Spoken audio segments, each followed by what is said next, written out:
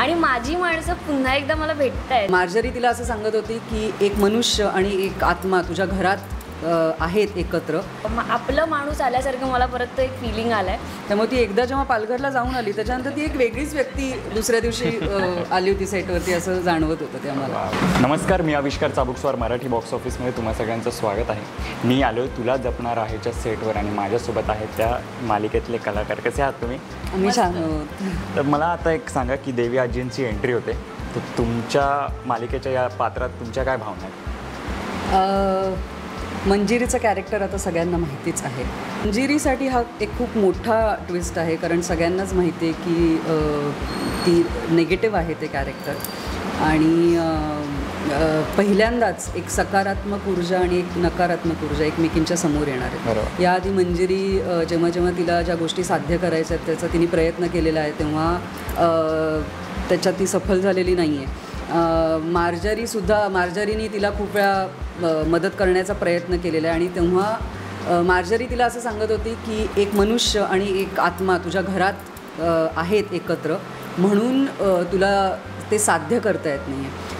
पण खरं तर त्याचं जे कारण आहे हे आत्ता आपल्याला त्या एपिसोडमध्ये करणार आहेत की देवी आईची शक्ती त्या दोघींच्या मागे उभी आहे आणि म्हणून मला जे साध्य करायचे ते होत नाही आहे. सो हे पहिल्यांदा प्रेक्षकांसाठी पण एक ट्विस्ट असणार आहे मोठा की या दोघी एकमेकींच्या समोर येणार आहेत. मीरा म्हणून मला म्हणायचं झालं तर मला असं वाटतं की माझ्यासाठी ती माझी आजी आहे, जी मला खूप आधी म्हणजे स्टार्टिंगच्या एपिसोड्समध्ये मी तिला मदत करायला म्हणून निस्वार्थी जी आहे आपली मीरा, त्या भावनेने मीरा त्या आजीला भेटली होती. आणि मला देवीकडे जायचं नाही आहे किंवा मंदिरात जायचं नाही आहे, तरीसुद्धा तिच्या गोष्टी बाजूला ठेवून तिने त्या आजीला मदत केली होती, कारण ती आंधळी आहे. सो माझ्या नजरेत आताही ती आजी आहे जी माझ्या गावाच्या आजूबाजूला कुठेतरी राहते. सो मला असं वाटतं की या घरात तिला पुन्हा बघून मला एक वेगळीच एनर्जी आली आहे आणि माझी माणसं पुन्हा एकदा मला भेटतायत आणि आपलं माणूस आल्यासारखं मला परत तो एक फिलिंग आला आहे आणि मी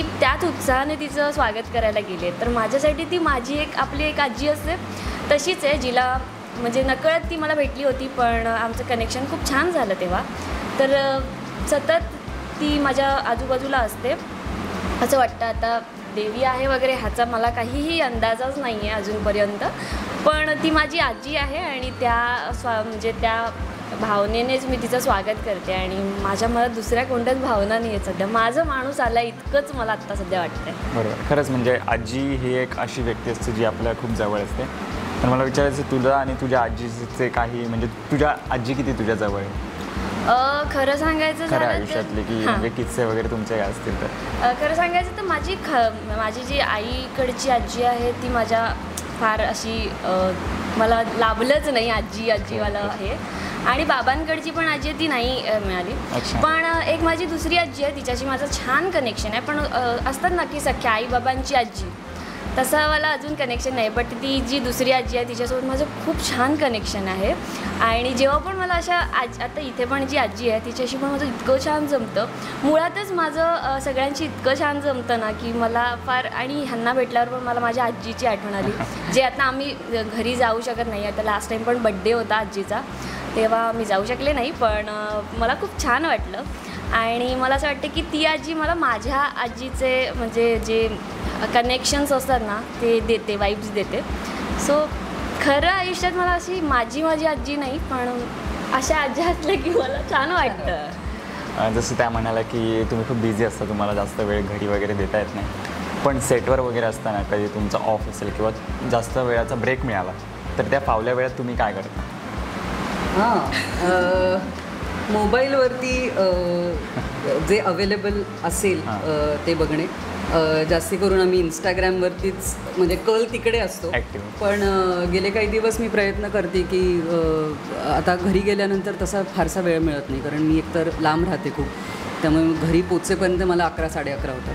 त्याच्यानंतर काय अर्धा पाऊण तास मिळतो मग झोपायचं. त्यामुळे मी घरी असताना जेव्हा मी फ्री होते तेव्हा मी वेगवेगळ्या सिरीज बघणं, वेगवेगळे काही OTTवरती जे छान काही प्रोजेक्ट्स अवेलेबल आहेत बघण्यासारखे ते मी बघायचे डेफिनेटली. तर ते मी आजकाल खूप मिस करते.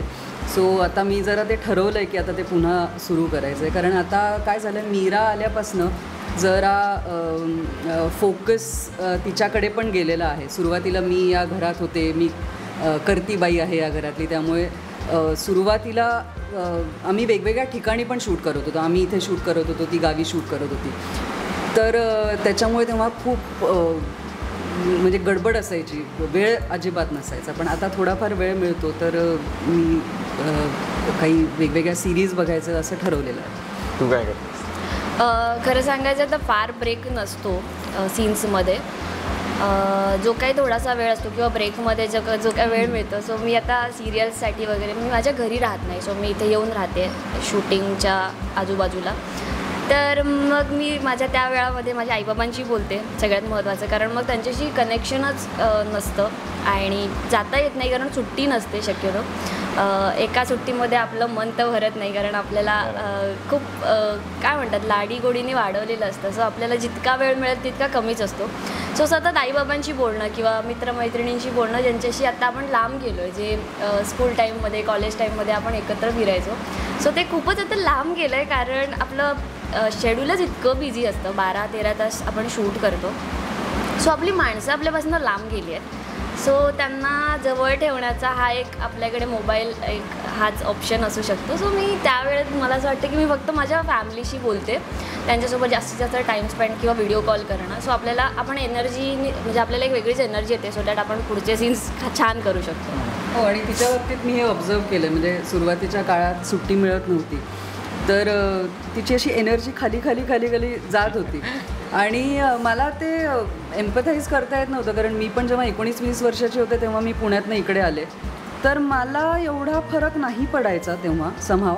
आणि मे बी माझ्या खूप जवळच्या मैत्रिणी आहेत, त्यांच्यासोबतही राहत होते, एक नवीन लाईफ एक्सप्लोअर करायला मिळत होतं, तर फोकस मे बी तिकडे असेल. पण तिच्या बाबतीत मी हे नोटीस केलं की तिला ते आईबाबांशी बोलणं, त्यांच्याशी कनेक्टेड राहणं, हे तिच्यासाठी तिला ऊर्जा मिळते त्याच्यातनं.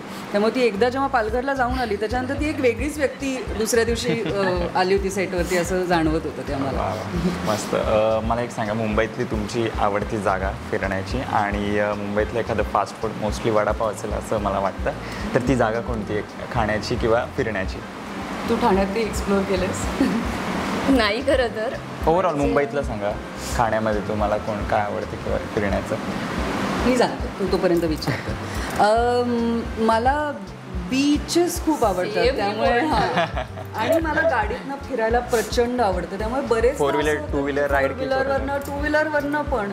म्हणजे मी जेव्हा नुकतीच शिफ्ट झाले होते इकडे, माझ्याकडे, मी पुण्याची असल्यामुळे माझ्याकडे टू व्हीलर तर असाही होतीच तिथे, आणि इकडे पण आल्यानंतर मी टू व्हीलर घेतली आणि मी एकटी फिरायला जायचं टू व्हीलरवरनं. मी अजूनही फिरते टू व्हीलरवरनं, त्यामुळे मला छान वाटतं. आणि फोर व्हीलर असेल, मित्रमैत्रिणी असतील, तर आम्ही जरा लांब टाऊनला वगैरे जातो, छान सिलिंगवरनं फिरून येतो. आणि ठाण्यात अजून मी एक्सप्लोअर नाही केलं, पण आमच्याच इथे सेटच्या बाजूला मी ऐकलं आहे की तिथे काहीतरी डॅम आहे, आणि इथे तुम्ही एकंदरीत बघाल तर खूप सिनिक आहे इकडे. तर ते मला एक्सप्लोअर करायचं आहे. तर मला नेचरमध्ये राहायला प्रचंड आवडतं, तर जवळपास असं काही असेल तर मी जाते फिरायला. आणि मुंबईतलं कोणतं fast food? Fast food, Juhu beach वरची पावभाजी, पाणीपुरी. मी पाणीपुरीवरती जगू शकते, त्यामुळे कुठली. आणि ती पाणीपुरी काय स्पेशल असं खूप डाएट, स्ट्रिक्ट डाएट वगैरे नाही, हे आता करावं तर लागतं, त्यामुळे सेटवरती असताना मी फॉलो करते. पण गिव्हन अ चॉईस मी नाही करणार डाएट, त्यामुळे पाणीपुरी. आणि पाणीपुरी रस्त्यावरची, म्हणजे हॉटेल वगैरे किंवा असं ते नको की एकदमच. म्हणजे आता याचं बोलायला म्हणजे जितकी ती अशी रस्त्यावरची आणि अनहायजेनिक असं वाटू शकतं, त्याला जास्ती, सगळ्यात जास्ती चव असते. बरोबर. नाही, खरी गोष्ट. तू काय सांगशील? जसे या ताई म्हणाल्या, अगदी तसंच की मला बीचेस खूप आवडतात, कारण मी पालघरला राहते आणि आमच्या इकडे खूप बीच आहेत. आणि आम्ही म्हणजे फ्रेंड्ससुद्धा आम्ही बीचवरती जाऊनच एन्जॉय करण्यात आमचं म्हणजे लहानपण गेलं आहे. आणि बाईकवरनं फिरायला आवडतं, कारण मला गाडीचा त्रास होतो त्यामुळे. बट आणि त्यात पावसाळ्यात मला भिजायला फार आवडतं, पण आता समहाव ते होतं नाही आहे पॉसिबल. पण बीचवरती बाईकवरनं जाऊन आम्ही फ्रेंड्स असे खूप करायचो की बाईकवरनं आम्ही जातो, स्कूटीवरनं. माझ्या 3-4 मैत्रिणी आहेत पालघरच्या, स्कूल टाईमपासूनच्या. आम्ही बीचवरती जाताना पावसात भिजून वगैरे आणि मग घरी कारणं द्यायची की नाही खूपच पाऊस होता, मग छत्री उघडताच नाही आली वगैरे, आणि मग आम्ही भिजून असं बीचवरती जाऊन मका खाणं. मला फार आवडतो मका आणि चायनीज. सो हे मला फारच आवडतं आणि मजा येते, वेगळी मजा असते ते बीचवरती. मस्त गार हवा आणि त्याच्यामध्ये ते समुद्राच्या लाटांचा जो काय आवाज असतो, एकदम सुकून आहे ते सगळं. बरं, नक्कीच. मला तुम्हाला प्रश्न आहे की तुम्ही खूप मराठी अनुभवी कलाकार आहात, खूप आधीपासून काम करताय, तर मालिकेबाहेरचा हा प्रश्न आहे की मराठी कलाकार म्हणून आपण मराठी भाषाच्या संवर्धनासाठी किंवा मराठी भाषा संस्कृती जपण्यासाठी मराठी कलाकार म्हणून काय करू शकतो असं तुम्हाला वाटतं, आणि काय केलं पाहिजे मराठी कलाकारांनी?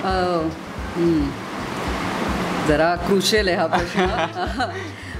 मला असं वाटतं की मराठी कलाकार म्हणून एकतर ना, जे मी खूप वर्ष फॉलो करत नव्हते, वाचनाची आवड तुम्ही डेव्हलप केली पाहिजे. आणि आजकाल मी जरा बघते, कारण मी एक तर बरीच वर्ष बाहेर होते, म्हणजे नॉर्थ इंडियाला होते. तेव्हा मी जेव्हा पुण्यात आले 8वी 9वीत, तेव्हा म्हणजे ऐकवणार नाही अशी असं मराठी होतं माझं. रादर आत्ता पण मला जे माझं प्रिंटिंग होतं डोक्यात ते हिंदीमध्येच होतं बरेचदा. ओके. आणि वाचनाची मला अजिबात आवड नाही आहे, म्हणजे मी हे सांगते ओपनली. पण अभ्यास म्हणून ते तुम्ही इन्कॉर्पोरेट केलं पाहिजे. म्हणजे जसं एक ॲक्टर म्हणून तुम्ही ॲक्टिंग क्लासेस घेता, तसं ते पण इन्कॉर्पोरेट केलं पाहिजे. तर मी आत्ता तेवढंच त्याबद्दल बोलू शकेन. ओके. खूप खूप धन्यवाद आम्हाला टाईम दिल्याबद्दल, आमच्यासोबत गप्पा मारल्यासोबत. खूप मालिकेत ट्विस्ट अँड टर्न्स येत असतात, तर जाता जाता प्रेक्षकांना काय सांगाल? सो आमची सिरियल आता आम्हाला ऑलमोस्ट 6 ते 7 महिने झालेले आहेत ही सिरियल सुरू होऊन. तर मला खात्री आहे की तुम्हाला ही सिरियल नक्कीच आवडत असेल. आणि वेगळा विषय आहे. आजकाल थ्रिलर, सुपरनॅचरल या जॉनरकडे लोक वळायला लागलेले आहेत आणि सगळ्याच प्लॅटफॉर्म्सवरती हे जॉनर पॉप्युलर आहे. तर आम्हाला खात्री आहे की तुम्हाला आमची सिरियल आवडत असेल. तुमचं प्रेम असंच कायम आमच्यासोबत राहतं.